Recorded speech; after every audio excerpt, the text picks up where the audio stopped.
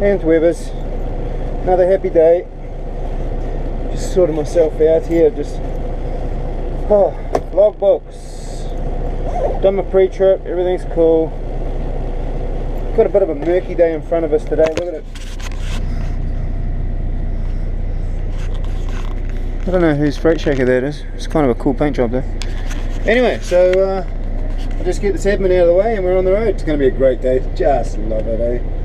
You know, look at that tree getting blown around over there. Give you an idea of just how stormy it is out there. But it's days like today that I am so grateful that I'm a truck driver, because, you know, I used to have to work in this, man. I used to have to sleep in it. When I was in the military, I'd be humping packs through the stuff and looking for a dry thing to rest under or sleep under, or when I was building and standing on top of a scaffolding and getting rained on and blown around. Man, and look at me now. Life is good, huh? Life is good. Can't wait till I'm in the States. Can't wait till I'm actually living in my own truck. That's going to be so cool. Just so looking forward to having it. Anyway, let's track on.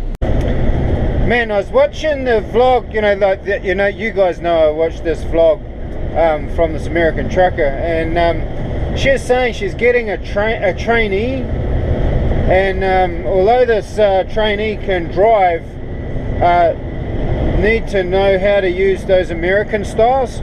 Hey, check out Main Freight's rig. Good morning, Main Freight, looking good. Check it out. What is that? International Pro Star. And that's what I need. You know, I'm hoping, like, when I get to America, and I'm really hanging out to get there one day, that I can sign up with an experienced driver, and I hope that's what they do. That's what happened to my cousin. When my cousin Cam, he went over there, and I think Duncan was the same, they signed up and they were team drivers, and the guys they were running with were experienced guys, so they learnt the ropes from them.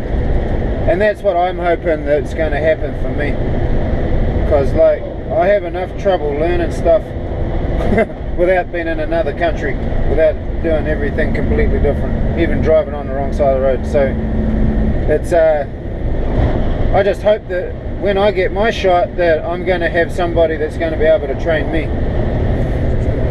Anyway, I'm pretty sure they would. What kind of crazy company would put somebody out on the road that didn't know what the hell they were doing? Anyway, trucking on. Life is good. Look at this weather. Unreal. Just loving it. Not too bad at the moment. But the worst is the wind. I can feel the wind pushing me around a little bit, but hey. Look at me.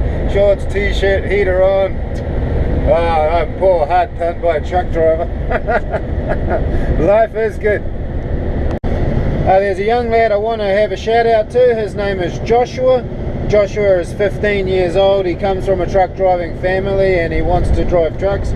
He's a subscriber to my channel, and he has been for a while. A very valued and appreciated contributor. Good on you, Joshua. Well, Joshua's dad drives a DAF. I don't know who for or anything, and Josh gets a chance to move his dad's truck around the yard on occasion, and young Joshua wants to be a truck driver like his father. Well, young fella, the only thing I can say about that is that's great. I'm really happy for you. It's a really good career. I'm glad I did it when I did it. I didn't jump into it straight away as a young fella like you're talking about. I got into it when I was older. You know, I'm a carpenter by trade, so I spent some time building, and I spent a lot of time in the military before I wound up trucking. But to be fair, I wish I had done it a lot earlier, so I commend you on your decision for your career aspirations.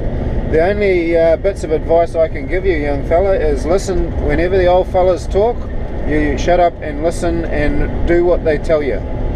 Okay? The next thing is, your driver's license is a privilege, not a right, so be very, very, very careful with your driver's license.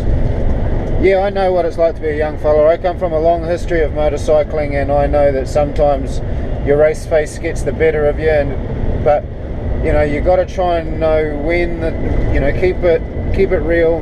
One of the hardest things you're going to have to learn is the time and place, and you'll get to know what that means. So really value your license. I never drink and drive, okay? So never do anything that can lose your license. and don't rush it, okay? The best thing you can bring to an employer is experience. So just, if you've got to do an extra year on a class 2 vehicle, or it's taking you a while, do it, because you're going to be working for most of your life, Joshua, and the best thing you can do is just, you know, ease your way into it and pick up as much information and learn as much as you can and gain as much experience as you can before you move up into the next level. The other important thing is, Sonny Jim, stay off the drugs, okay? Do not participate in any form of recreational narcotics, because all trucking jobs now, because the value of the trucks is so expensive, you know, the insurance is huge. So the first thing the insurance companies want to do is to make sure the operators are drug free, because they don't want some stoned motherfucker crashing their truck and making them pay out, because they won't if you're stoned. And your boss isn't going to give you a job if there's any evidence of any kind of drug abuse at all in you. So make a lifestyle decision, stay away from those recreational activities that some of your friends might be getting involved in. Treat them as fucking idiots, and you know, they're like everything, there's a time and a place, but in trucking and in this environment out here on the road, there is no room for drugs or alcohol. So keep it clean, keep it honest, work hard, don't rush, and listen to what your elder drivers around you are telling you, and you're going to have a great career, young fella. I just love it when it's like this. Makes driving that much more harder, but it also gives me a real appreciation of where I'm at, because I am dry and warm. Yes! You know, those American truckers must get paid quite a lot of money, because this chick that does this vlog that I follow, she's an American truck chick, and she's had more holidays in the last year than I've had in the last 10. And I'm not talking about time off, because, you know, time off and no work is you know, not a holiday. I'm talking about, these are proper vacations. These are spending money purely on going to do something in another town just for the sheer hell of it. You know, this girl's been on a cruise ship. She's recently been to Vegas. She took a plane with her husband to some beach. Man, those Americans, they sure know how to maximize their downtime. Man. Lucky guy. That's all I've got to say. Her husband's a guy named Steve. Nice fella, pretty clever, shrewd individual. But man, lucky guy, that's all I've got to say. I wonder if that's my mate George. He drives one of those things. Man, I was watching this vlog this morning, and an American UPS truck, I think that's like their mail service or something, it had 3 trailers, and I was driving down the highway with 3 trailers, and I didn't realise that the Americans had road trains.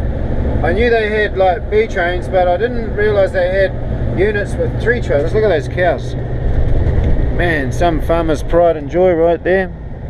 Yeah, I didn't realise they had 3 trailer units on the road. It was pretty impressive, actually. They're weird though, eh? Because they've only got single axle sets. They sort of look a little underweight to me, but I don't think the Americans carry the same amount of weight on their trucks that we do. They seem, they sort of run in this 80,000 pound maximum thing, and I'm not too sure how much that is in kilograms, but I don't think I think they run a lot lighter than we do. Coming up to my favourite building, but it's got to get another look and show. Look at that Pukeko.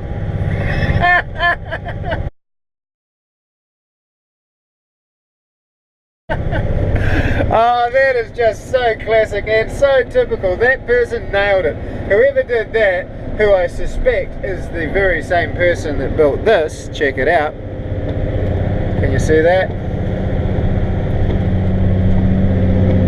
Whoever built that Pukeko nailed it, mate. That's just so funny. It is just so funny. I just love the fact that the guy Pukeko is sitting there wide-eyed, staring at the world, taking it all in, going, oh wow, check that out, check that out. And the chick Pukeko sitting there with her big pearls on and her big high heels going, look at me. They've nailed it down to the ground. That's just got it. Just great. Love it.